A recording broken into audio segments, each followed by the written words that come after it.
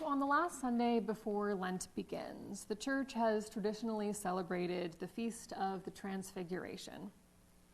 I don't know about you, but I'm pretty sure that I have never used the verb to transfigure in a sentence, except when talking specifically about this holiday or the gospel story that it stems from. So let's start off by defining our terms.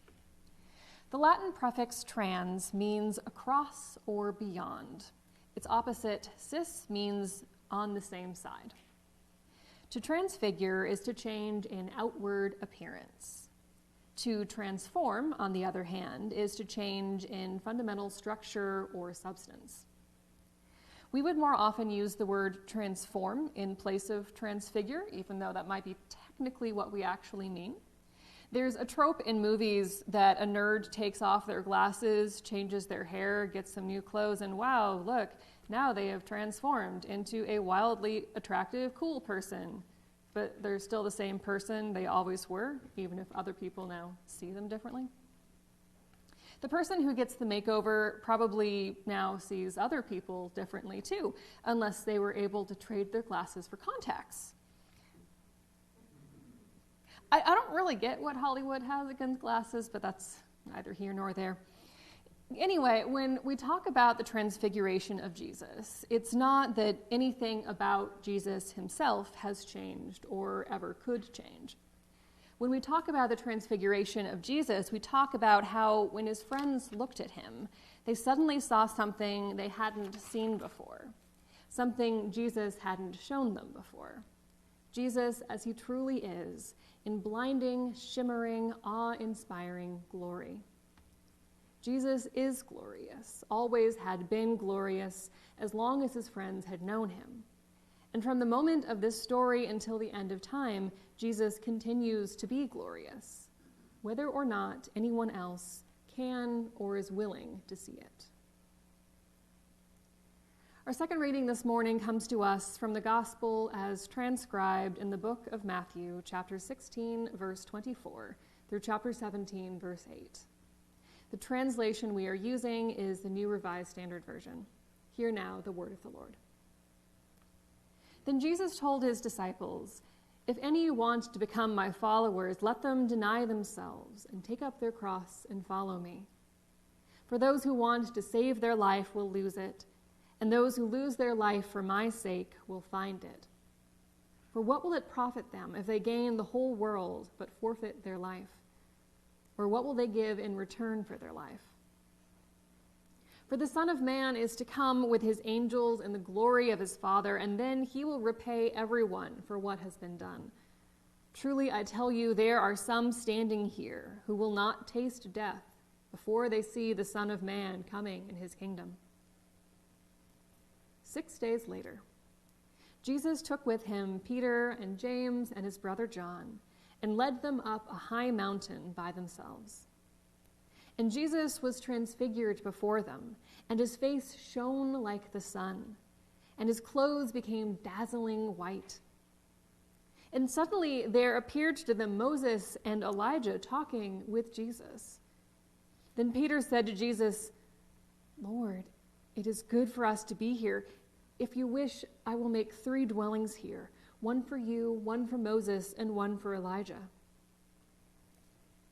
While Peter was still speaking, suddenly a bright cloud overshadowed them, and from the cloud a voice said, "This is my Son, the beloved. With him I am well pleased. Listen to him."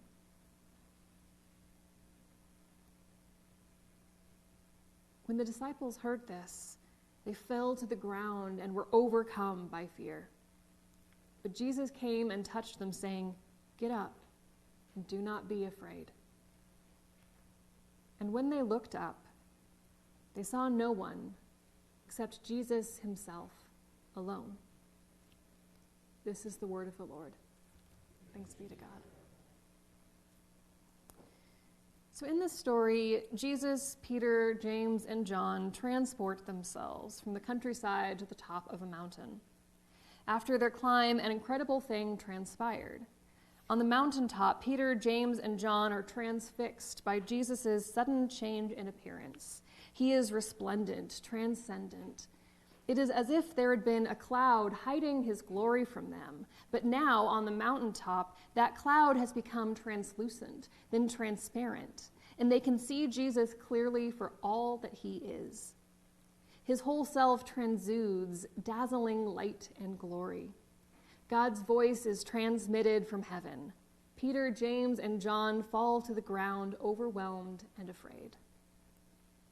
But the vision is only transitory.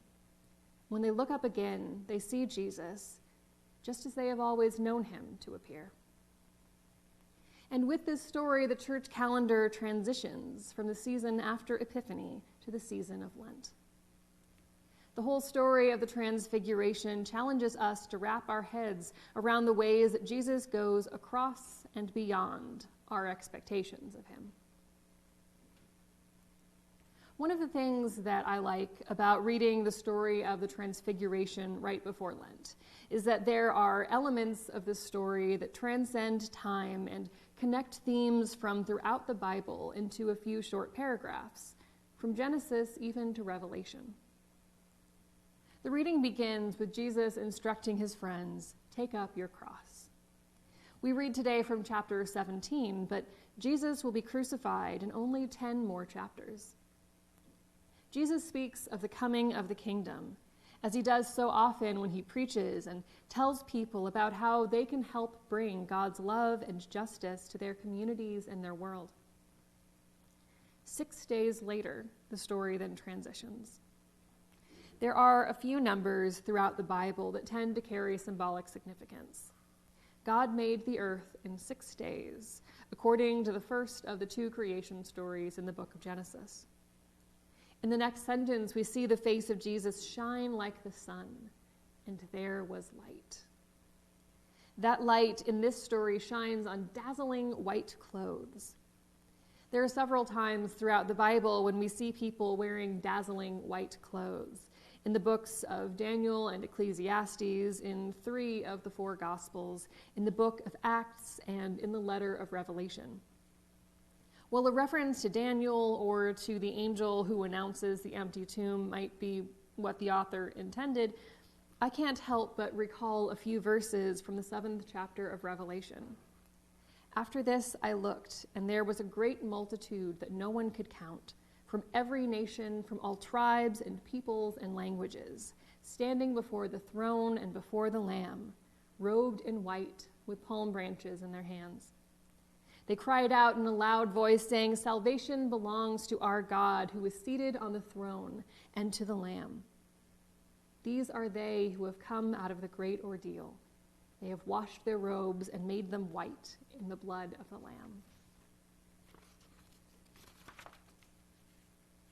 And beside Jesus in his dazzlingly white clothes, we see Moses and Elijah representing the law and the prophets, the heart of the Hebrew Bible. We hear God's voice proclaim, "This is my son, the beloved. With him I am well pleased. Listen to him." These are the same words that God's voice proclaims when Jesus is baptized in the Jordan. "Do not be afraid," Jesus comforts his friends. The same words spoken so often by angels to the terrified people to whom they appear, like when Gabriel came to Mary. And then, once Jesus has comforted them enough, when they find the courage to look up again, Moses and Elijah and the dazzling white light are gone, and all they see is Jesus himself alone. Jesus is often alone, when he fasted in the wilderness, like in next week's story, when he retreats to lonely places to pray, when he cries to God in the Garden of Gethsemane. In this story, we see all of these moments flash before our eyes in the dazzling, glittering light of God. For just an instant, Peter, James, and John are able to see Jesus for all that he is, all of who he is, all the glory and infinity and power that pulses within his soul. He was always that way, always that big, always that shiny, always that majestic, and on some level his friends knew that. But there is a difference between knowing something and seeing it face to face. Each of us is filled with experiences and challenges and dreams and identities that aren't always visible. We are icebergs, and when we crash against each other, sometimes the reasons why are below the water, unseen. We present ourselves to the world in ways that are sometimes very carefully crafted. You might not want anyone to know, or even just certain people to know, about a pregnancy or a history of alcohol abuse, or a new job offer that isn't public yet, or a diagnosis of mental illness, or a big lottery win, or a fundamental incompatibility between the body you were born with and the soul and identity that you know yourself to have. There are things we keep to ourselves because we don't want to share them, because it isn't time to make an announcement yet, because the present moment might not be the right time or place. There are things we keep to ourselves because we don't want people to ask deeply personal and invasive questions that really aren't any of their business, because we don't know quite how to put something into words, because we don't want people to look at us with pity. There are things we keep to ourselves because we know or are afraid that they might end relationships, because we would face social stigma and judgment, because we would find ourselves in the spotlight, and we would really rather not be under that kind of pressure. It is truly a blessing to have people in your life that you can be truly open and honest with. That is the level of trust that Jesus places in Peter, James, and John. Not everyone is so fortunate. The church, capital C, has not always been the most welcoming place, a place where people could let their guard down and offer their hearts to God with all that they are, with all that makes them who they are. That has been the case for most of Christian history, probably just about all of it, if we're being honest. And it is the case now. This is a transgression against the unconditional love and welcome that God offers us. I know more people than I should who were turned away from churches or just completely turned off by churches because they were too honest about things that their churches didn't want to hear. Because he was openly bisexual, because she mentioned that her parents were divorced, because he struggled with a few aspects of his faith, because her child had been conceived out of wedlock, because she wore the wrong thing, because he admitted that the pressure was too much, because she said she couldn't afford to give anymore, because their pronouns were they, them, and after coming out, it was blatantly obvious that there was no place for them in that church. I love the story of the Transfiguration and all of its symbolism and the idea of being seen, truly seen, without judgment or consequence. But that idea is a fantasy for too many people, even within the church, capital C, especially within the church, capital C, if we're being honest. I may have gone a little overboard with finding and using 15 different words, starting with the Latin prefix trans, but there's a whole other story we could tell about transgender people coming out on the mountaintop and finally being seen as they truly are, only to have to trudge back down the mountain, to be mocked and spat upon and metaphorically crucified.